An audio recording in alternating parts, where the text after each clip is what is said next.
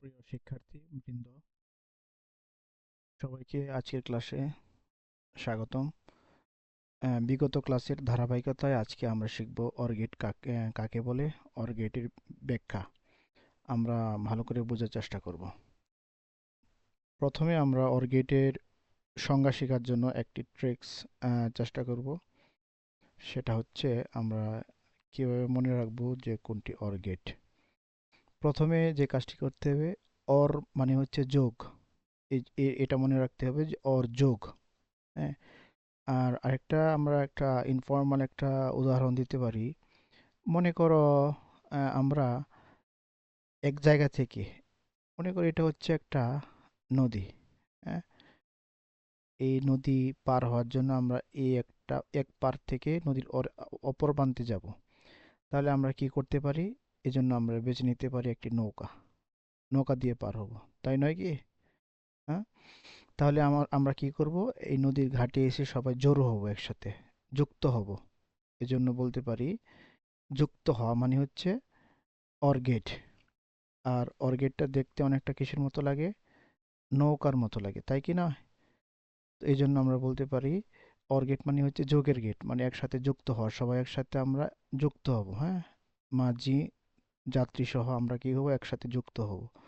এজন্য আমরা এটা দিয়ে মনে রাখতে পারি এটা হচ্ছে অর্গেট।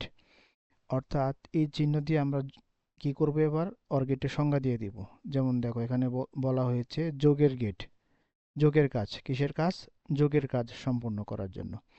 তার মানে আমরা বলতে পারি বুলিয়ান অ্যালজেব্রার দুটি কার্য সম্পাদিত হয়, একটি হচ্ছে যোগের, আরেকটি হচ্ছে গুণের, এবং আরেকটি পূরকের। ঠিক আছে, মূল কাজ হচ্ছে দুটি, যোগের এবং গুণের। তো বুলিয়ান অ্যালজেব্রা যোগের যে কাজটি আছে সেই কাজটি আমরা অর গেটের মাধ্যমে করে থাকি। এজন্য আমরা বলতে সংজ্ঞাটা এইভাবে দিতে পারি, বুলিয়ান অ্যালজেব্রার যোগের কাজ, কিসের কাজ? যোগের কাজ সম্পূর্ণ করার জন্য যে লজিক গেট ব্যবহার করা হয় তাকে বলা হয় অর গেট। আর কিভাবে মনে রাখবো? যে আমরা নদীর ঘাটে এসে সবাই যুক্ত হই, জড়ো হই। হ্যাঁ, আর এটা হচ্ছে এরকম বাঁকা থাকবে, নৌকার মতো এরকম বাঁকা থাকবে।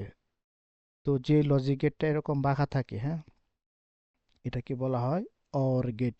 মাঝি, তারপর মনে করো অন্ততপক্ষে মাঝির সাথে একজন অথবা দুইজন যাত্রী থাকবে, বা এর চেয়ে বেশিও থাকতে পারে।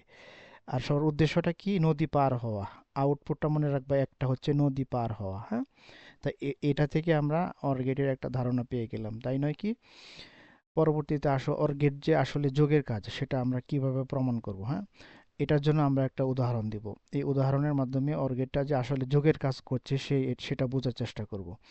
মনে করো এজন্য আমরা একটা বিষয় ধরে নিলাম, হ্যাঁ, লেট।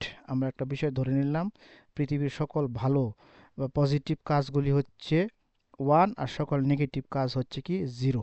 এটা একটু ধরে নিলাম। হ্যাঁ, এবার আসো একটা উদাহরণ দিই। মনে করো তুমি এখান থেকে, এই একটা জায়গা আছে, এখান থেকে এখানে তোমাকে যেতে হবে। যাওয়ার জন্য আমাদেরকে কি করা লাগবে? রাস্তা দিয়ে যাওয়ার জন্য আমাদের দুটি ব্রিজ রয়েছে। এই একটা ব্রিজ মনে করো, আর একটা হচ্ছে এই আরেকটা ব্রিজ রয়েছে। এই দুটি ব্রিজ পার হয়ে আমরা এই জায়গাতে যাব। তাহলে এখানে আসার পরে আবার রাস্তাটা দুই ভাগে বিভক্ত হয়ে গেছে। একটা চলে গেছে এই ব্রিজ দিয়ে হয়ে আমাদের গন্তব্যে, আরেকটা এখান থেকে একটা মনে করো মোড় আছে, রাস্তার মোড়, এখান থেকে আরেকটা রাস্তা হয়ে আরেকটা ব্রিজ হয়ে আমরা কি করতে পারি? এই রাস্তাটা মিলিত হয়ে যাবে, আবার আমাদের গন্তব্যে পৌঁছাতে পারি। তাহলে পৌঁছানোকে ধরে নিলাম ভালো, ভালো মানে পজিটিভ। পৌঁছানোকে ধরে নিলাম ওয়ান, আর পৌঁছাতে না পারাকে ধরে নিলাম জিরো। ঠিক তারপরে দেখো, ব্রিজটা যদি ভালো থাকে তাহলে ধরে নিব হচ্ছে ওয়ান, আর ব্রিজটা যদি ভালো না থাকে তাহলে ধরে নিব জিরো।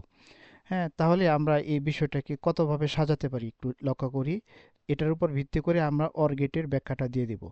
তাহলে সবাই একটু দেখো, আমাদের এখন কি করা লাগবে? আমরা এখান দিয়ে ব্রিজ দিয়ে নদী পার হব। হ্যাঁ, পার হতে পারলে ওয়ান, না পারলে জিরো।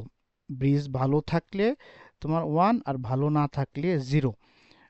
আমি আশা করি তোমাদেরকে বুঝতে সক্ষম হয়েছি, বোঝাতে সক্ষম হয়েছি। তাহলে এখন দেখো, আমাদের এই দুটি ব্রিজকে দুইভাবে, চারভাবে আমরা করতে পারি, সাজাতে পারি। মনে করো তুমি এখান থেকে যাত্রা শুরু করলা, তোমাকে এখানে পৌঁছাতে পৌঁছাতে হবে। এজন্য তুমি সিদ্ধান্ত নিলে এখান থেকে যাওয়ার জন্য। এখন যদি তোমার দুটি ব্রিজই তোমার ভালো না থাকে, তাহলে প্রথম ব্রিজ এ ধরে নিলাম এ, দ্বিতীয় ব্রিজটা ধরে নিলাম বি। দুটি ব্রিজই যদি ভালো না থাকে তাহলে দুটি ব্রিজই খারাপ। তাহলে কি তুমি এখান থেকে পার হতে পারবা? পারবা না। তাহলে কি হবে? জিরো। হ্যাঁ, এখন তুমি এখান থেকে আসলা, পরবর্তী আরেকটা অপশন কি, যে তুমি এখানে আসলা, আইসা এ যে ব্রিজটা আছে এটা ভালো পাইলা, তো যে ব্রিজে বি যে ব্রিজটা আছে এটা ভালো নয়। তাহলে প্রথমটা ভালো যদি হয় তাহলে আমরা ধরে নিতে পারি সেটার মান হচ্ছে ওয়ান। আর যেটা বিটা ভালো নয়, হ্যাঁ, মানে এই ব্রিজ দিয়ে তুমি যেতে পারবো না, তাহলে তোমাকে ধরে নিতে হবে এটা জিরো। তাহলে তোমাকে একটা রাস্তা খোলা আছে, তুমি এ ব্রিজ দিয়ে যেতে পারবা। আর যেতে পারলে কি বলেছিলাম? ওয়ান।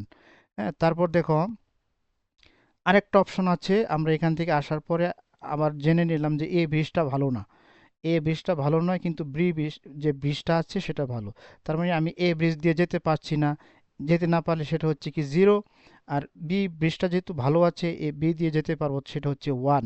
তার মানে আমাকে একটা অপশন আছে, সেটা হচ্ছে এখন বি দিয়ে আমি যেতে পারবো। এজন্য আমি আমার ফলাফলটা গন্তব্যে পৌঁছাতে পারবো। পৌঁছাতে পারলে আমি লিখতে পারি কি, সেটা হচ্ছে ওয়ান।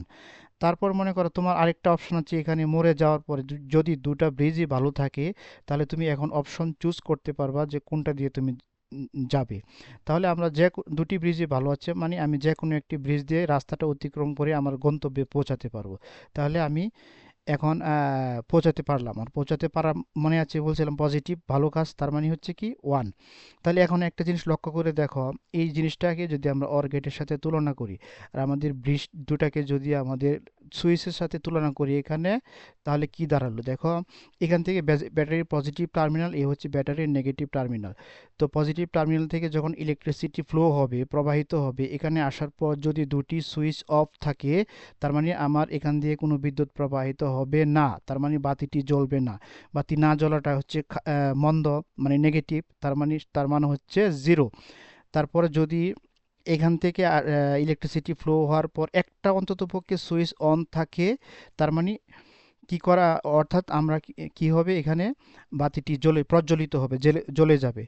এখান থেকে বোঝা গেল অর গেটের যে কোনো একটি ইনপুট যদি সত্য হয়, আউটপুট সত্য। সত্য হচ্ছে ওয়ান, মিথ্যা হচ্ছে জিরো।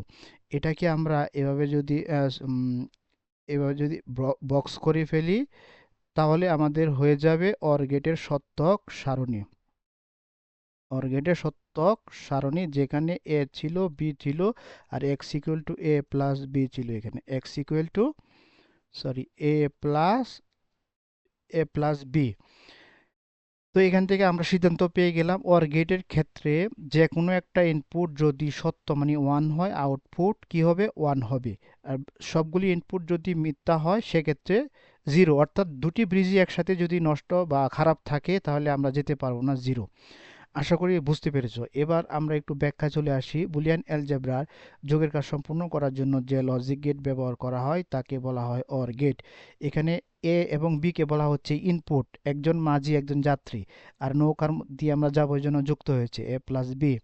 হ্যাঁ, এটা হচ্ছে অর গেটের একটি সাংকেতিক চিহ্ন। এটা দ্বারা আমরা অর গেটকে চিনতে পারবো। হ্যাঁ, দুই বা ততোধিক। দেখো, মাঝিকে নৌকা নিয়ে পার হইতে অন্ততপক্ষে একজন যাত্রী লাগবে, এজন্য মাঝি সহ দুইজন, অর্থাৎ আমাদেরকে কমপক্ষে অন্ততপক্ষে দুইজন বা দুটি ইনপুট লাগবে।